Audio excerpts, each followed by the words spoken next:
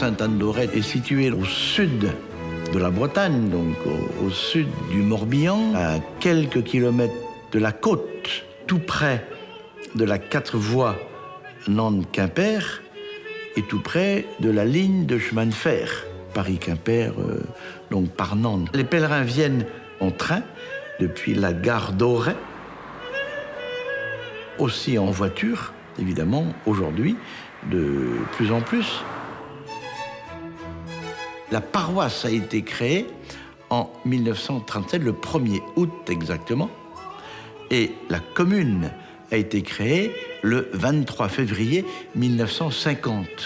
Donc c'est encore une jeune paroisse et une jeune commune. Le village, comme on dit encore ici, est resté donc petit. C'est encore aujourd'hui un petit bourg donc de 2500 habitants avec un sanctuaire très important qui donne à Sainte-Anne-d'Auray toute sa vitalité. C'est le haut lieu spirituel du diocèse de Vannes et de la Bretagne.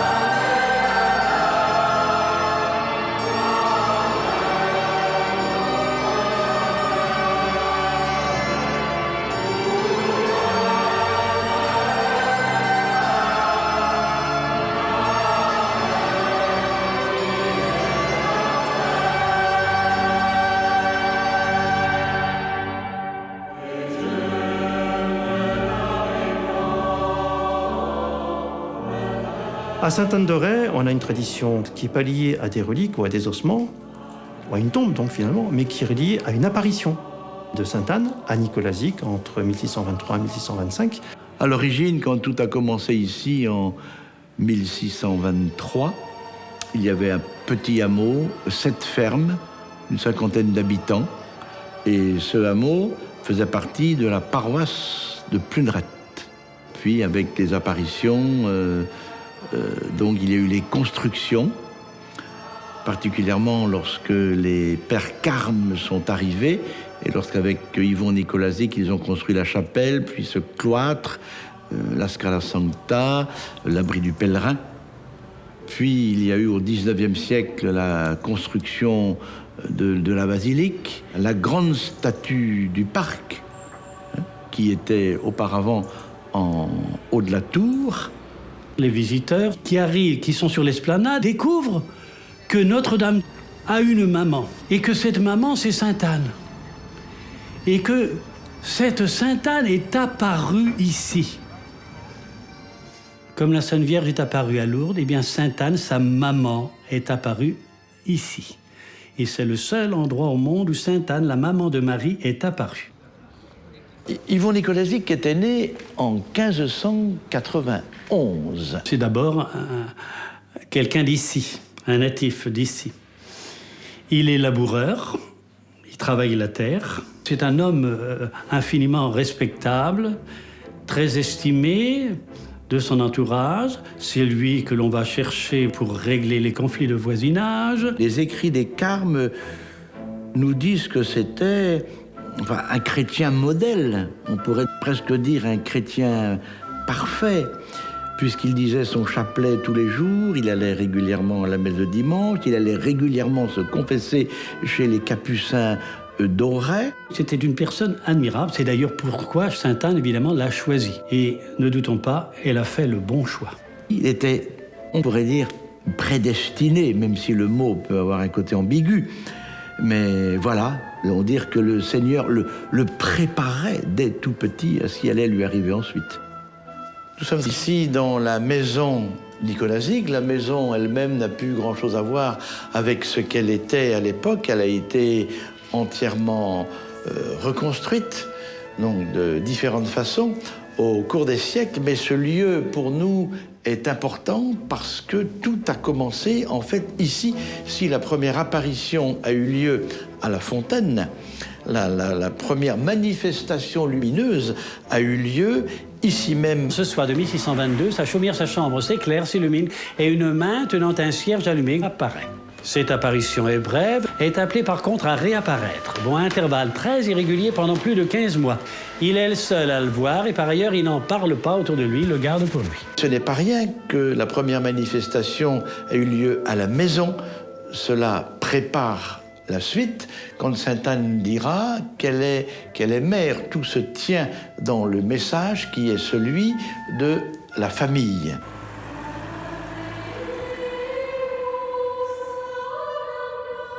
La première apparition a eu lieu à la fontaine. Donc Nicolas Zic venait, à la tombée de la nuit, faire boire ses bœufs. Comme dans tous les hameaux, il y avait trois choses. Il y avait la fontaine elle-même où les habitants venaient prendre de l'eau pour eux.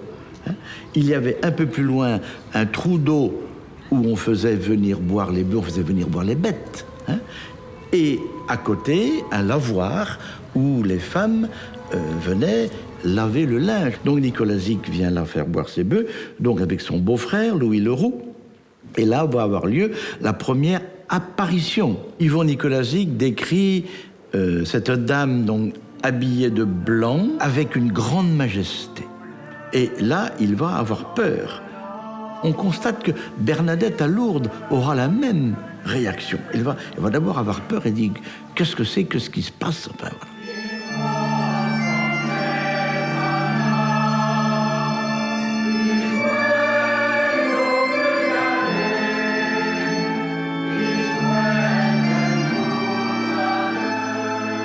Lorsque sainte Anne apparaît ici, donc au début du XVIIe siècle, d'abord, le village s'appelle Kerana.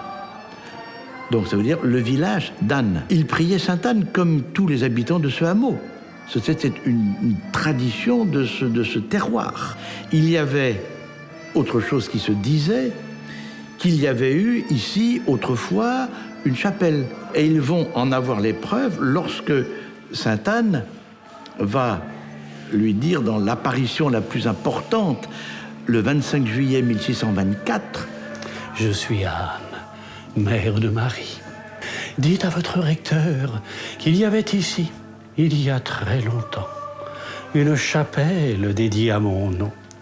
Elle a été détruite il y a 924 ans et 6 mois. J'aimerais qu'elle soit rebâtie au plus tôt et que vous en preniez soin. » S'adresse à Nicolas Zic, car Dieu veut que je sois honoré ici, en ces lieux. Là, ils vont comprendre le pourquoi de ce Kerana, le pourquoi de cette tradition, le pourquoi de cette prière, de cette dévotion à sainte Anne. Il y avait eu ici une chapelle construite en l'honneur de sainte Anne dès le 7e siècle, et voilà pourquoi, depuis, on priait sainte Anne. Et il va comprendre cette phrase lorsqu'il va découvrir la statue au milieu des ruines. Nous sommes très attachés à ce vitrail dans la maison Nicolas Zic, puisque cela nous rappelle le début du pèlerinage de sainte Anne d'Auray, le premier jour de la vie du sanctuaire. Donc Nicolas Zic est dans sa maison, sainte Anne lui apparaît, toujours un flambeau à la main, et elle lui dit « Va appeler tes voisins et venez avec moi ». Donc il va aller réveiller ses voisins, puisque bien sûr ça se passe toujours la nuit avec un flambeau, et ils vont parcourir 300 mètres environ, donc jusqu'au champ du Bosséno, qui était propriété d'Yvon Nicolas Zic, et donc le flambeau va s'arrêter un moment, et ils vont creuser et trouver donc la statue de l'ancienne chapelle. Et on peut dire qu'en ce soir du 7 mars 1625, c'est le premier pèlerinage de sainte Anne d'Auray, c'est le premier groupe de pèlerins. Alors, qu'il va découvrir la statue au milieu des ruines, c'est là qu'il va comprendre que là, il y a en dessous la terre et les ronces et les arbustes, il y a des pierres, et que ces pierres venaient donc de la chapelle qui était là en dessous, en ruine. Ce vitrail aussi très intéressant nous montre Yvon Nicolas Zic, chapelet à la main, habillé et comme les paysans de l'époque, mais en tenue de sortie et non pas en tenue de travail. Ici, une fontaine, donc qui nous rappelle la fontaine de la première apparition. Ici, sa maison, avec le perron extérieur, et la chapelle, telle qu'elle était à l'époque, avec la disproportion donc d'un grand clocher, d'une grande base carrée, et une petite chapelle. Donc par la suite, la chapelle donc, sera démolie pour la construction de la basilique, mais la base de la tour est la même et elle sera prolongée, bien sûr. Nous sommes là devant la Scala Sancta, ce qui signifie l'escalier saint, comme on en trouve encore à Rome. Et ce bâtiment imposant a été construit au milieu du XVIIe siècle, comme le cloître, l'abri du pèlerin et la chapelle construite par les Carmes avec Yvon Nicolazic. Et il était situé là où se trouve actuellement l'entrée de la basilique. Et il rejoignait les deux corps de bâtiments de chaque côté de la chapelle à l'époque. L'entrée se faisait en dessous cette Scala Sancta. Les gens passaient sous cette porte, arrivaient sur l'esplanade et accédaient ensuite à la chapelle qui avait la grandeur du chœur actuel de la basilique. Et lorsqu'il y avait de grandes célébrations, la messe se célébrait là-haut. Mais lorsqu'il a fallu construire la basilique, la question s'est posée, qu'est-ce qu'on va faire de ce bâtiment? Il a été démonté pierre par pierre et reconstruit ici, dans cet endroit qui s'appelle le champ de l'Épine. Cette Scala Sancta, comme d'autres à Rome, nous rappelle les marches que Jésus a gravies à Jérusalem. C'est le rappel, en fait, de la passion de Jésus. Il a gravi les marches pour accéder au prétoire de Pilate. Et ce vitrail nous rappelle la passion de Jésus avec le roseau, le marteau et la tenaille pour les clous, donc les clous, la couronne d'épines, la lance avec le roseau, avec l'éponge pour le vinaigre, le fouet et la main. Pilate donc, qui donne l'autorisation de crucifier Jésus. Et donc de chaque côté, Marie et Saint Jean. Et la croix de Jérusalem.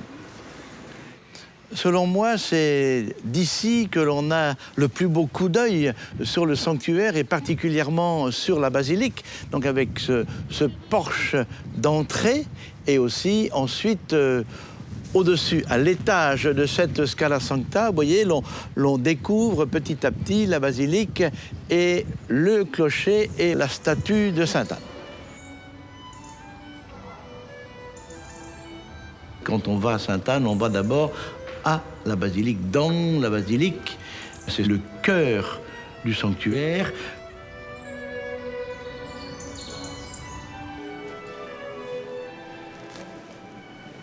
Il y a ici plusieurs catégories de vitraux. D'abord, il y a deux étages, les vitraux, on pourrait dire, du rez-de-chaussée, et les vitraux de premier étage, disons. Et il y a aussi donc, des vitraux de différentes factures, parce que de différentes époques. Les vitraux de la nef au rez-de-chaussée, donc d'acte de la construction de la basilique, de la fin du XIXe siècle, tandis que les vitraux des deux chapelles latérales et des transepts datent des années 1970. Alors, tout raconte l'histoire de ce qui s'est passé ici, sauf les trois derniers nous disent des scènes bibliques. Annonciation, Visitation, Pentecôte. Dans le transept sud, à l'apparition de Sainte-Anne, habillée de blanc et portant un flambeau à la main, puis l'autre vitrail, donc Nicolazic, avec ses voisins, découvrant la statue de Sainte-Anne. Dans la nef, on nous montre les Bretons qui viennent prier, Nicolazic devant les Capucins, Nicolazic devant Monseigneur de Rosmadec qui voulait le voir, qui a voulu l'interroger. Il va devoir subir d'innombrables interrogatoires, des interrogatoires sans fin. Tout le monde va s'y mettre, penser les carmes, les capucins, l'entourage de l'évêque, pour véritablement le démonter. Il avait une telle foi, il a été tellement convaincu, lui, rapidement, qu'il se passait vraiment quelque chose d'important, qu'il a tenu bon malgré son recteur, malgré le recteur de Puneret, qui a été excessivement dur avec lui. Le vicaire, qui faisait sans doute partie de la famille, avait un lien de parenté, ne voulait pas entendre parler de cette apparition parce qu'on va se moquer de toi, qu'est-ce qu'on va dire de la famille, enfin, etc., etc. Et il est venu donner un coup de pied dans la statue et il en est resté paralysé. Puis il va être guéri après en étant plongé dans la fontaine. La vision s'est renouvelée.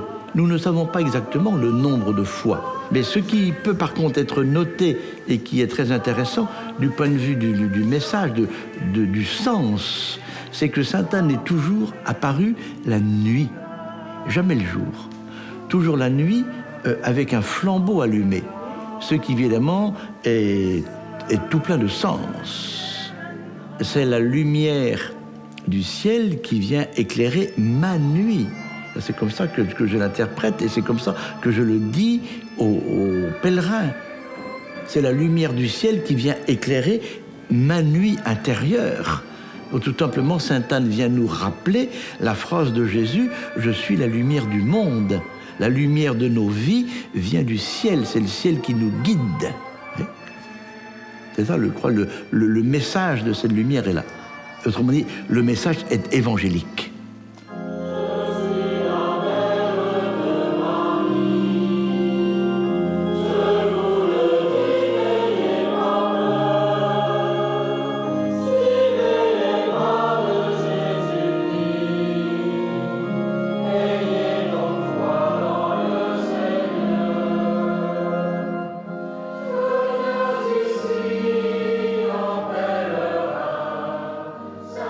Yvon Nicolazic a quitté Kerana. Une fois que la chapelle a été construite, il a dit « ça y est, ma mission est terminée ». Et il ne pouvait pas supporter les foules qui venaient, qui voulaient le voir, qui voulaient lui parler, qui voulaient le toucher, qui voulaient une espèce d'adoration. Et puis, ben voilà, il avait quand même beaucoup travaillé, il s'était dépensé énormément et il était quand même usé par les travaux qu'il avait entrepris. Et pour moi, c'est le meilleur signe de l'authenticité de ce qui s'est passé. Que celui qui a été à l'origine de tant d'événements dise « moi, ça y est, c'est fini, je m'en vais. Et moi, ce n'est plus rien, je ne suis plus rien. J'ai accompli ma mission, je me retire. » Bernadette fera exactement la même chose à Lourdes. Mais il est quand même venu mourir ici, c'est-à-dire il s'est fait transporter dans une des cellules des Pères Carmes. Il va redire, mais de façon solennelle, enfin que tout est vrai, qu'il n'a jamais menti. Et à l'heure de l'Angélus, alors que midi sonne à la chapelle de Madame Sainte-Anne, il va mourir le 13 mai 1645. Vous avez ici sans doute un des dioramas musées de cire les plus vieux de France et l'un des tout derniers. Ce n'est pas une initiative cléricale, c'est un couple de laïcs. Ils n'étaient pas bretons, ils étaient normands. Mais ils avaient un grand amour pour Sainte-Anne et une grande reconnaissance envers elle pour la guérison d'un de leurs fils. C'est la réplique conforme de ce qui devait être fait à l'ombre de la basilique d'après les documents officiels des archives du pèlerinage, et le clergé de l'époque est là à veiller à ce que tout soit absolument conforme à la vérité historique et religieuse de faits incontestables. Ça a eu une renommée énorme autrefois. Il y a eu jusqu'à 15 guides en costume breton ici les jours d'affluence. Ça ne désemplissait pas. Qu'est-ce qu'on apprend dans ce musée? On apprend l'histoire de Sainte-Anne, certes, mais on apprend également à connaître Sainte-Anne elle-même, et c'est pour la mieux connaître, pour la mieux aimer et pour la mieux prier. Ici, à Saint-Honoré, il y a une très longue tradition artistique. Et on peut dire qu'il y a eu un premier âge d'or à la fin du XIXe siècle et début du XXe siècle, avec la création d'une maîtrise dans les années 1906-1907, qui a un très grand rayonnement en Bretagne, mais aussi au-delà, tout au long du XXe siècle. Et puis, à la fin du XIXe siècle, début XXe siècle, ici même à Sainte-Anne-d'Auray, un théâtre breton. En arrivant dans le diocèse de Vannes, j'ai proposé à Monseigneur Santène, l'évêque de ce diocèse, l'idée de monter un spectacle autour d'Yvon Nicolazic. Le spectacle Yvon Nicolazic, paysan breton, raconte l'histoire d'un paysan du pays d'Auray au XVIIe siècle, raconte la vie quotidienne, comment vivaient les gens à Kerana, le lieu où Yvon Nicolazic vivait, et dans le village de Plunerette. Et à travers cette petite histoire, c'est de comprendre la grande histoire, l'apparition de Sainte-Anne à ce paysan breton dans un champ à quelques mètres de sa maison. Le projet n'est pas uniquement pour les habitants du pays d'Auray. Même si on le voit, l'histoire d'Yvon Nicolazic, paysan de ce pays, est peu connue. Mais l'idée aussi, c'est d'attirer un public beaucoup plus large, au-delà même des frontières de la Bretagne. En 1996, le pape Jean-Paul II vient en visite apostolique à Sainte-Anne-d'Auray. Et donc c'est la visite de Saint Jean-Paul II qui est le prétexte de l'histoire que nous contons dans ce spectacle. Jean-Paul II va venir à Sainte-Anne dans quelques semaines. Il fait venir dans son bureau au Vatican un prêtre breton qui va lui raconter l'histoire de cet humble paysan Yvon Nicolazic et à travers ce paysan, donc, l'histoire des apparitions de Sainte-Anne. Et la fin du spectacle, c'est Jean-Paul II, en 1996, qui s'adresse au public avec la bande-son de 1996. C'est la vraie voix de Saint Jean-Paul II. Sur cette terre de Bretagne, connue pour sa solide tradition chrétienne, je suis heureux de vous saluer, vous pèlerins venus de toute la région apostolique de l'Ouest, pour accueillir le successeur de Pierre, pèlerin de Sainte-Anne-d'Auray.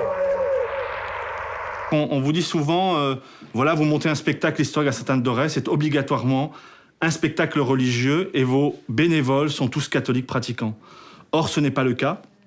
Et j'ai une anecdote l'année dernière, des personnes sont venues me voir en disant, voilà, ils venaient de s'installer près de Sainte-Anne-d'Auray, pas du tout pratiquants.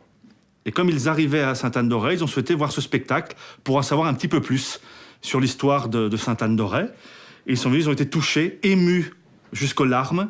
Et ils ont dit, voilà, si le temps nous le permet, si nous en avons les moyens, nous participerons désormais à votre aventure parce que nous a véritablement émus. Eh bien, il y a le mari de ce couple qui se pose la question pour le baptême. Et il n'est pas rare, justement, que ce soit au cours de projets mêlant le spirituel et le culturel, que la petite flamme, que quelque chose d'impalpable, d'invisible se produit. Et l'idée, c'est de montrer que le message de Sainte-Anne aux Bretons, c'est pas uniquement un message pour les Bretons de 1624 dans un petit village quelque part en Bretagne, c'est montrer que le message est encore actuel et c'est un témoignage, une transmission pour les générations futures. C'est ça qui est essentiel. Aux différents moments de ce sanctuaire, nous avons eu des collectionneurs qui ont pu rassembler les différentes images de Sainte-Anne, des statues polychromes, alors du XIVe au XIXe siècle, ou des collections très impressionnantes de costumes bretons. Nous sommes dans ce qu'on appelait la galerie d'art, qu'on appelle toujours la galerie d'art, et qui maintenant présente une exposition permanente avec le titre « Visage de Sainte-Anne ». On a essayé de faire un panel le plus complet possible de tous les objets d'art appartenant au sanctuaire et qui représentent Sainte-Anne, la figure de Sainte-Anne. Il se trouve que entre 1880 et 1930, il y avait ici à Sainte-Anne-d'Auray un chanoine Cadic, qui a eu l'intuition de faire une collection iconographique. Et à l'époque, c'était assez original, parce qu'il ne me semble pas que dans les universités, on abordait l'histoire de l'art sous cette optique-là. Voilà. Et donc il a réuni des peintures, des gravures, des sculptures, des dessins, et on va découvrir tous les visages de Sainte-Anne. Il nous a paru intéressant de montrer la richesse de la personnalité. C'est une femme, c'est une épouse, c'est une mère, c'est une grand-mère, c'est une belle-mère. Et donc on vient à Sainte-Anne pour la prier. Au trésor, on dépose toutes sortes d'ex-voto pour tous les aléas de la vie, tous les soucis de la vie, les examens, les maladies, le désir d'enfant. Et Sainte Anne, cette femme qui a eu multiples visages, mais comme toute femme finalement, on peut la voir sous ses différents aspects, selon qu'on vient plutôt la prier comme grand-mère, ou plutôt la prier comme mère, ou comme épouse. Et donc on a essayé de répartir ces figures selon ces différents thèmes. Lorsqu'on regarde la vie de Nicolas-Zic, on peut se poser la question, mais où trouve-t-on dans la vie d'Yvon Nicolas-Zic l'appel à la conversion de l'Évangile? Les pères Carmes nous disent qu'il avait tellement de qualités qu'on a du mal à le trouver, même le plus petit défaut. Alors ce message de conversion de l'Évangile, il faut aller le chercher dans la vie de l'autre. Pierre Le Gouvelot de Kerviolette, c'était exactement son nom. Donc il, lui, était né en 1602, donc à Auray, et il va venir habiter à quelques kilomètres d'ici, dans un manoir, un très beau manoir, qu'on appelle le château de Kerlois, qui était donc à l'époque sur la paroisse de Pluvigné, mais qui se situe entre Sainte-Anne-d'Auray et Pluvigné. Et Kerviolette s'est montré tout petit, violent et vicieux. Il était inéducable. Il se vouait à Satan, ça a été un renégat, un apostat, enfin libertin, enfin tout ce qu'on peut imaginer. Il s'est converti à Loudun le 3 janvier 1636. Il est tombé à genoux et s'est mis à pleurer. Il va faire une confession publique, en fait. Et là, le premier Kerviolette est mort. Et un deuxième est né. Il va réaliser le mal qu'il a fait. Et il va en être malheureux jusqu'à la fin de ses jours. Il a rencontré 2 fois à Paris saint Vincent de Paul. Nous sommes à l'époque de saint Vincent de Paul. Et il a été ordonné prêtre à la cathédrale de Vannes le 28 mars 1637. 1 an et 2 mois après sa conversion. Et il mourra ici, comme Yvon Nicolas-Zic, dans l'une des cellules des Carmes. Et lorsqu'on regarde l'obituaire des Carmes qui est là, dans les archives, donc le livre de décès des pères Carmes, bon, il y a des dizaines et des dizaines de pères Carmes décédés ici. Il y a 2 noms Carmes dans le registre, Yvon Nicolas-Zic et Pierre de Kerviolette. Mère Marie des Anges, la supérieure, va un jour lui dire « Il a fallu que la Vierge mette son coude jusqu'au creux de l'enfer pour t'en faire sortir. » Lorsqu'il est mort, les gens ont écrit sur sa tombe « Si J. Pierre de Kerviolette conquête la Vierge Marie ». Nous sommes face à ces vitraux au-dessus de ce que l'on appelle ici l'hôtel Kerviolette. Donc, en dessous cet autel, comme cela est écrit, reposent des précieux restes de Pierre Le Gouvelot de Kerviolette, mort à Sainte-Anne en odeur de sainteté le 8 octobre 1660.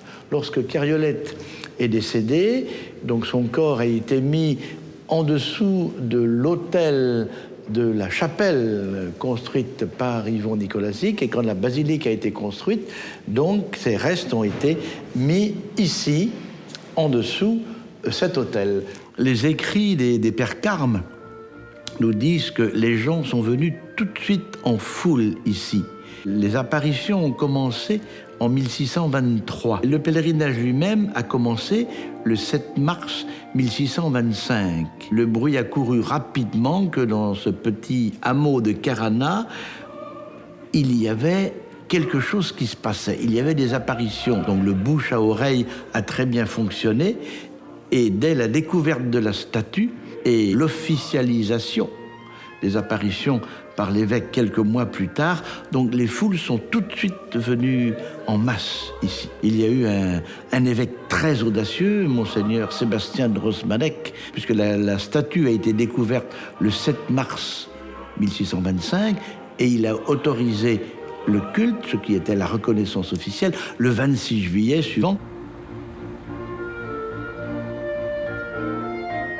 Il y a ici, sur la commune de Plunerette, dont dépendait le village de Kerana, une gare qu'on a appelée pendant très longtemps la gare de Sainte-Anne. Seule gare de France surmontée d'une statue. Et figurez-vous que cette gare a été mise en place pour les pèlerins. Elle a été construite pour le pèlerinage de Sainte-Anne, pour desservir le pèlerinage. Et la construction donc de la voie de chemin de fer, la construction de cette gare, sous la Troisième République, la plus anticléricale qui n'ait jamais existé, a donné un immense élan au sanctuaire. Et ce pèlerinage a quand même, on peut dire, grâce à Dieu, beaucoup encore de vitalité depuis presque 400 ans. Il s'est passé et il se passe encore ici des grandes choses.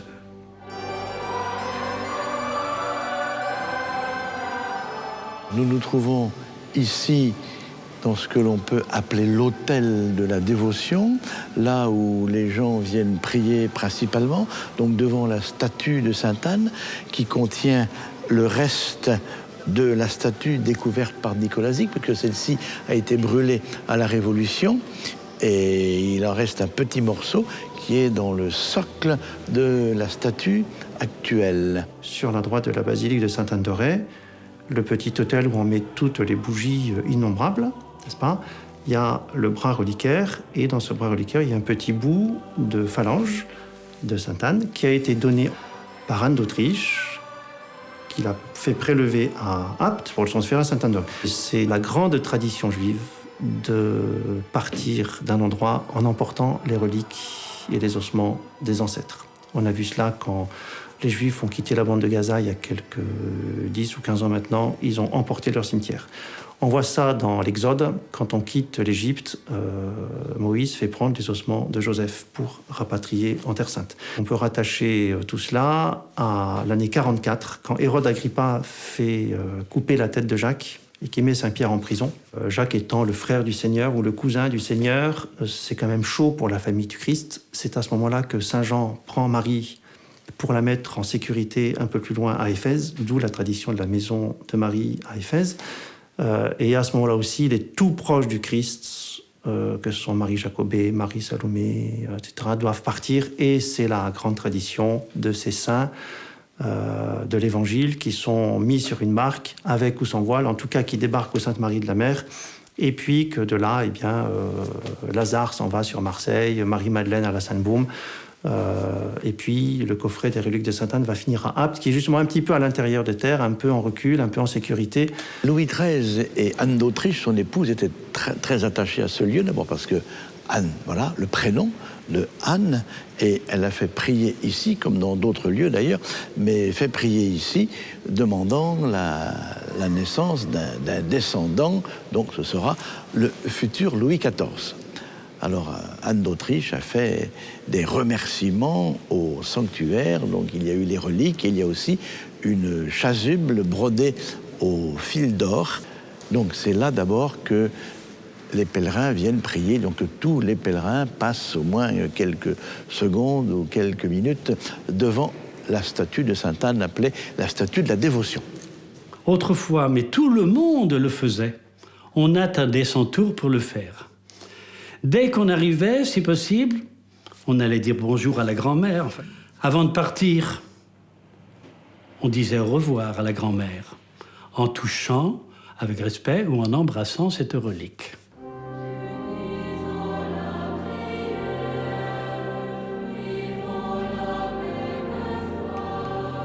Au centre du cloître, il y avait autrefois une croix en bois qu'on appelait croix de Jérusalem. Elle avait accompagné des pèlerins à Jérusalem et ils l'avaient ramenée donc au pays. Et il y avait un rite qui devait venir d'un rite païen initialement, et lequel rite consistait à planter des épingles dans la base de la croix. Alors, qui le faisait? Eh bien, c'était les jeunes filles qui souhaitaient donc se marier. Ce qui se disait, c'est qu'il y a de grandes chances qu'elles trouvaient à se marier dans l'année qui suivait. Dans le transept nord, Le vitrail nous rappelle deux événements de l'histoire du pèlerinage. Tout d'abord, nous voyons le pape Jean XXIII.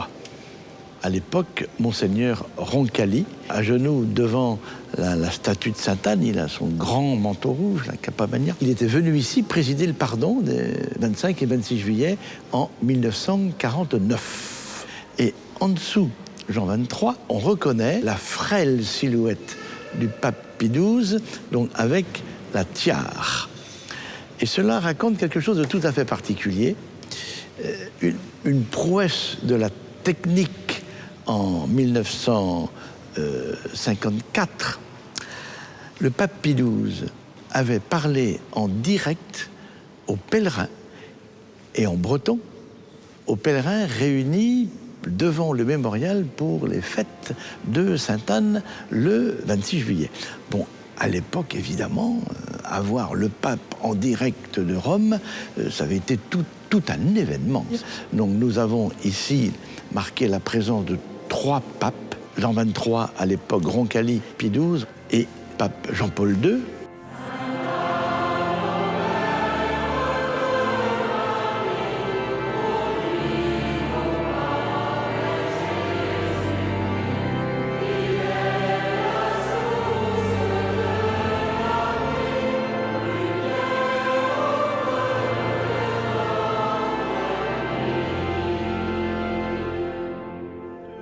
Le mémorial est le bâtiment le plus récent ici, puisqu'il n'a même pas 100 ans. Il a été construit pour le souvenir des Bretons morts à la guerre de 1914 et 1918, puisque la Bretagne a été saignée à blanc. Donc il était question de construire un monument en souvenir de tous ces morts de la guerre. Il a été donc décidé de le faire ici, et la première pierre a été posée en 1922. Ce mémorial a été béni le 24 juillet 1932.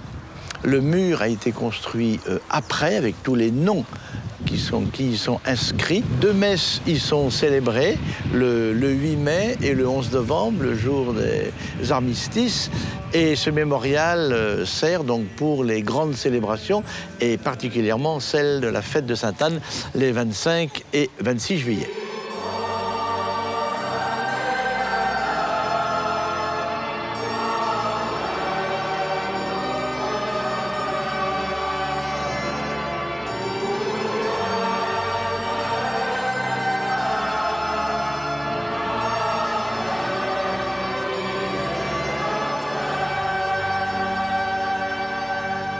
L'un des miracles de ce lieu, c'est la continuité des foules qui se déplacent ici à Sainte-Anne depuis le XVIIe siècle. Ici, nous accueillons environ 500 000, 600 000 pèlerins par an, ce qui n'est pas une petite chose pour un petit bourg de 2500 habitants. En même temps, ce pèlerinage est très lié à une culture locale, bretonne, de gens qui s'y déplacent, qui y viennent régulièrement. Il y a 2 catégories. Il y a ceux pour la visite, connaître un peu Sainte-Anne, et puis il y a ceux qui viennent pour leur foi, pour se recueillir, pour demander une grâce à Sainte-Anne. Il y a une atmosphère bien spéciale à Sainte-Anne-d'Auray. On a découvert énormément de choses, et spécialement tous les beaux offices qu'on peut avoir continuellement depuis les laudes le matin, la confession tous les jours, les messes quotidiennes. Les messes quotidiennes. On est dans la démarche pénitentielle du pardon, du grand pardon, comme l'on dit ici, particulièrement parce qu'il y a des confesseurs tous les jours à la disposition des pèlerins. Des gens viennent ici tous les jours se confesser. Il faut quelquefois être 2 les veilles de fête, ou quelquefois même 3 ou 4, comme les veilles de Noël ou les veilles de Pâques. Et petit à petit, ça s'est su un peu partout qu'il y avait des permanences de confession à Sainte-Anne, et on vient du Morbihan, de Côte-d'Armor, Loire-Atlantique et du Finistère, donc se confesser à Sainte-Anne. Ça correspond à un besoin de la vie chrétienne. Les personnes qui sont à la librairie, qui sont au magasin, à eux aussi on fait des confidences. Et du moment que l'on est ici à Sainte-Anne, il y a un capital confiance. Vous voyez, on va se confier facilement à quelqu'un qui a une mission, salarié ou bénévole, peu importe, ils ne font pas la différence, à quelqu'un qui est en mission ici. Ça, c'est tout à fait typique. C'est ici que je me suis converti il y a 7 ans.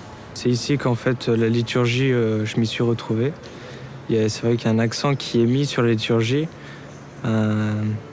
C'est vraiment axé sur la beauté de la liturgie au service de celui que l'on célèbre avant tout. Et donc j'y ai pris goût, et puis c'est ici que j'ai mis mon pied.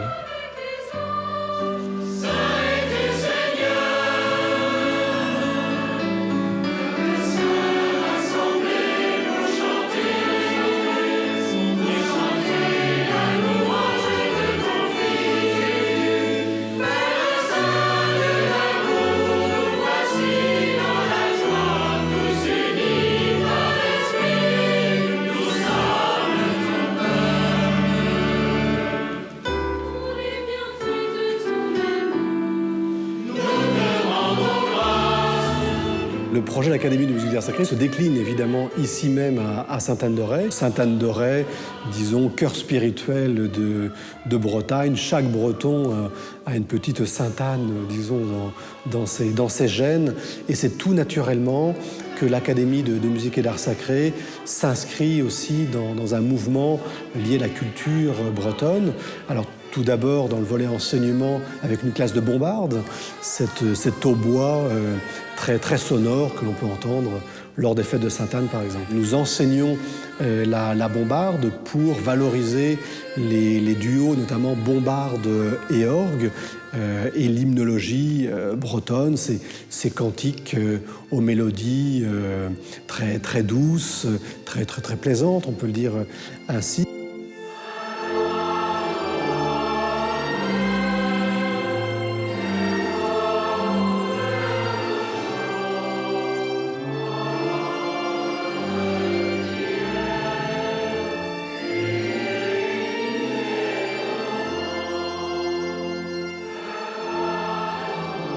Beaucoup de cantiques qui ont pu être composés ici même ou arrangés pour le pèlerinage de Sainte-Anne ou d'autres pèlerinages dédiés à Sainte-Anne en Bretagne.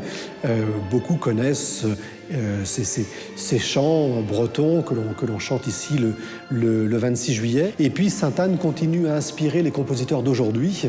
Ici même, dans l'équipe de l'Académie de musique et d'art sacré, nous avons des professeurs, compositeurs.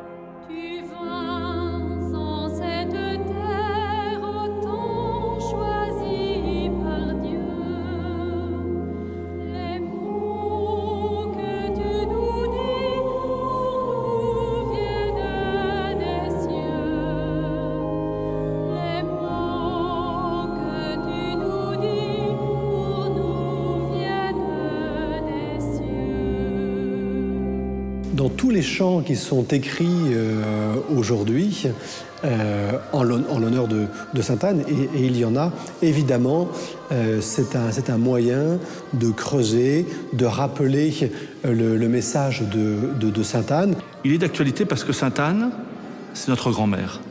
Et la plupart du temps, vous verrez, Sainte-Anne est représentée enseignant à la Vierge Marie.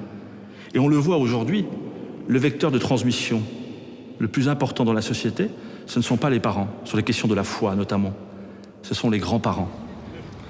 Donc ce qui est représenté, ce qu'a fait Sainte-Anne avec la Vierge Marie, nous le vivons aujourd'hui dans la relation, dans l'intergénérationnel entre les grands-parents et les petits-enfants. Sainte-Anne, c'est cette mère et cette grand-mère, mère de la Vierge Marie, qui l'a éduquée dans la foi des Hébreux, qui lui a transmis cette parole de Dieu, et qui a disposé aussi le cœur de Marie pour être la mère du Messie.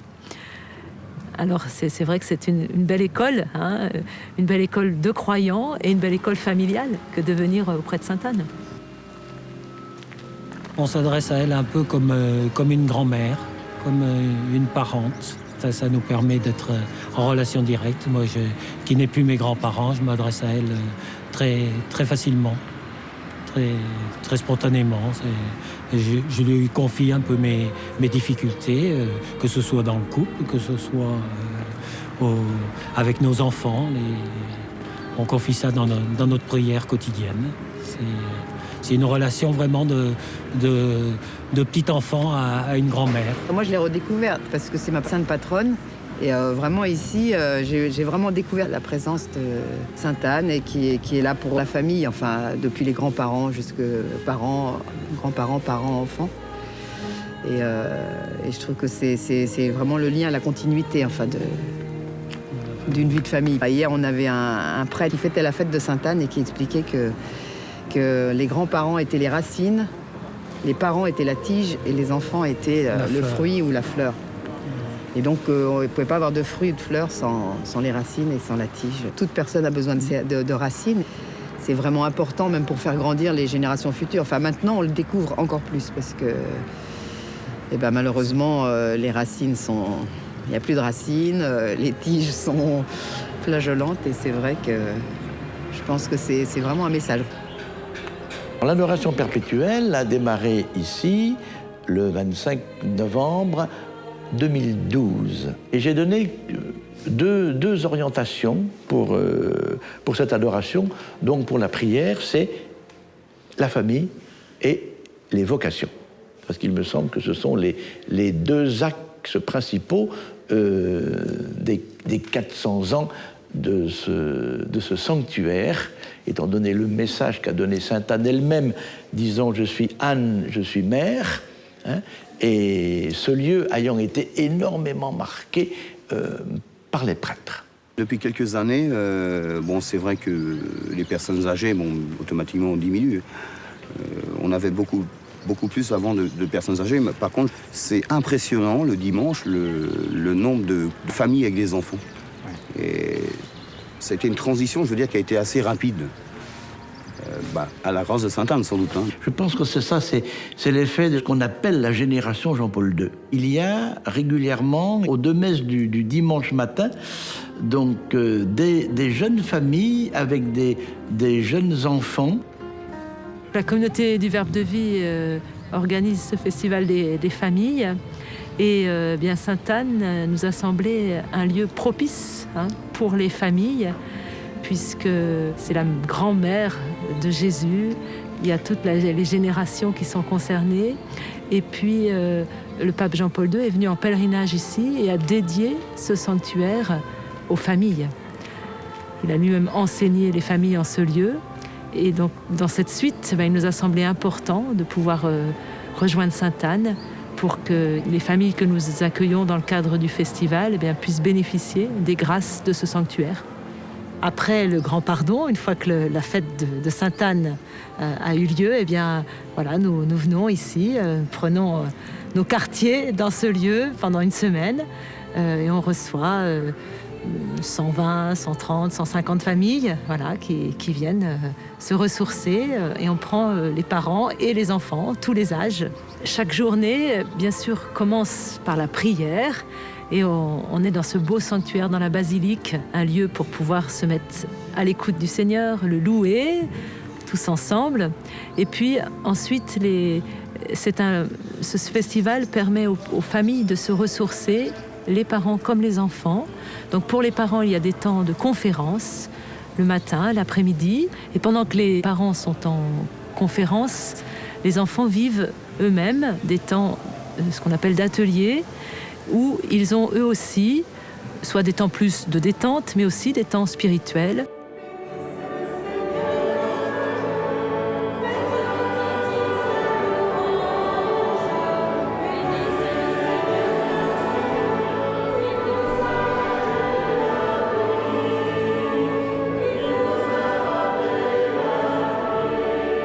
Ici, il y a toujours des belles choses liées aux enfants. Dans ce sanctuaire, Sainte-Anne, beaucoup sont venus la prier dans des difficultés pour avoir des enfants ou dans des difficultés relationnelles. Alors effectivement, on a des couples qui souhaitent un enfant qui n'arrivent pas à en avoir et qui reviennent, qui ont fait le Festival des familles et qui reviennent une année après avec leur bébé pour rendre grâce à Sainte-Anne. Nous avons adopté 2 enfants et nous avons témoigné hier à travers cette expérience d'adoption, nous avons ressenti dans notre chair comment Dieu était capable de nous aimer au-delà de ce qu'on peut imaginer. Et du coup, c'est une expérimentation de notre propre adoption par le Père du ciel. Et voilà, c'est un lieu où on nous rappelle d'avoir les yeux tournés vers la Sainte Famille pour avoir vraiment l'exemple de la route à suivre.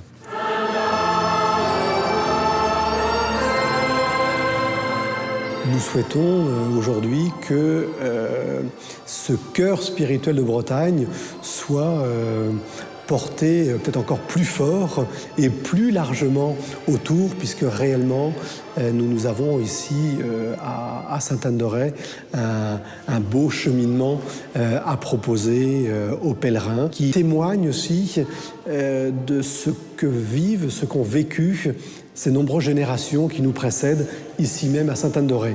Il n'y a plus qu'à se mettre dans leurs pas et puis de continuer à cheminer afin que la génération à venir aussi s'empare de cet héritage.